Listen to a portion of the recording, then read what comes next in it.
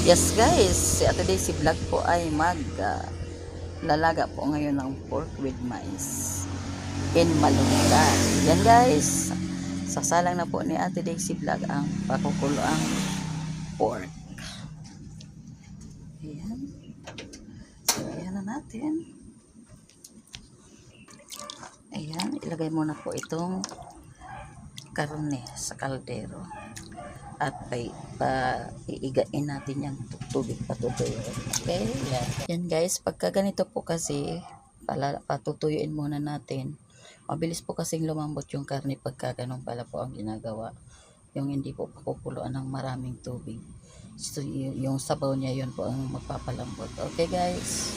Yan guys. Ito ang panahog ni Ate Daisy Vlog, malunggay. Yan guys. Yan, maghihimay tayo ng malunggay.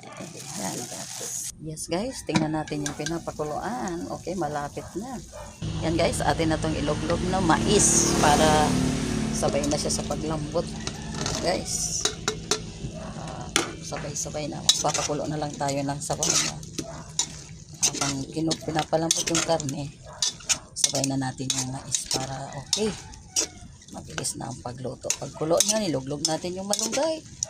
Tapos na. Okay, guys. Ayan, guys. Putong na. Yung, ay, hindi pa kumukulo. Ayan, sarap na. Ayan, guys. Iluglog na natin yung ating hinimay na malunggay. Ayan. Sarap yan. Yan, hinugasan po natin sa loob ng plastic para hindi luto na. Yan, sarap. Ikot tayo ng sabaw.